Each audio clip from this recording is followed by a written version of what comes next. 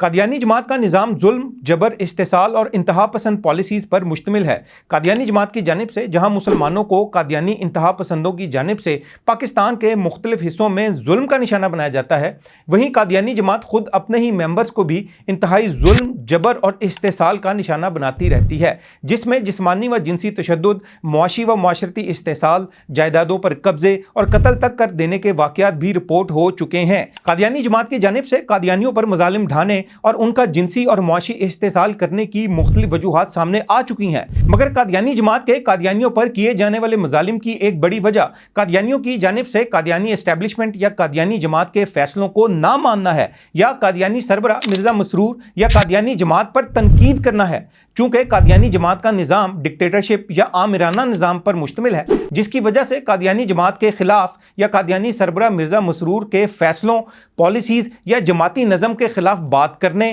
اختلاف رائے رکھنے یا تنقید کی بنا پر قادیانی جماعت کی جانب سے ایسے افراد کو نشانہ بنایا جاتا ہے، جس کی مثالیں سوشل میڈیا پر مختلف ویڈیوز کی شکل میں موجود ہیں۔ جب موجودہ قادیانی سربراہ مرزا مسرور کو قادیانی جماعت کا سربراہ بنایا گیا تو خود قادیانی جماعت کے حلقوں میں مرزا مسرور کے خلاف اور مرزا مسرور کے مجرمانہ اور منفی کردار کے حوالے سے چہم گوئیاں شروع ہو گئیں، اور خود قادیانیوں ہی کی جانب سے مرزا مسرور کی اہلیت پر کئی اعتراضات اور سوالات کیے گئے، جس کے بعد مرزا مسرور، جو کہ بڑی لابنگ اور ہتھ کنڈوں کے ذریعے سے اس قادیانی سربراہی کے عہدے تک پہنچا تھا، اس نے اپنی سربراہی کو خطرے میں ڈلتا دیکھ کر ایک قادیانی اجتماع میں بیان دیا تھا کہ مجھے یعنی مرزا مسرور کو پتہ چلا ہے کہ اس کے خلاف قادیانی باتیں کر رہے ہیں، تو مرزا مسرور نے کہا کہ ایسے قادیانیوں کے خلاف جماعتی کارروائی کی جائے گی۔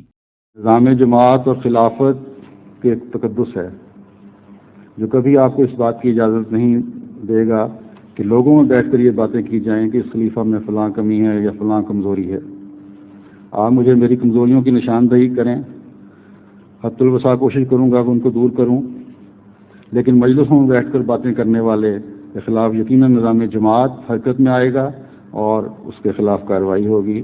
قادیانی جماعت کے اسی ظالمانہ اور فاشسٹ نظام، غیر انسانی سلوک اور بنیادی انسانی حقوق کی پامالیوں کی بنا پر پوری دنیا سے قادیانی تیزی سے قادیانیت کو چھوڑ کر مسلمان ہو رہے ہیں۔ وقت کی عام ضرورت ہے کہ جہاں ہم قادیانیوں کی اسلام اور پاکستان دشمنی کو اپنے معاشرے میں بے نقاب کریں، وہیں قادیانی جماعت کے غیر انسانی رویوں اور بنیادی انسانی حقوق کی پامالیوں کے حوالے سے بھی عالمی اور ملکی سطح پر آگہی پھیلائیں، اور قادیانی جماعت کے ظالمانہ نظام کی بنیاد پر قادیانی جماعت پر عالمی سطح پر پابندی لگانے کا بھی مطالبہ کریں۔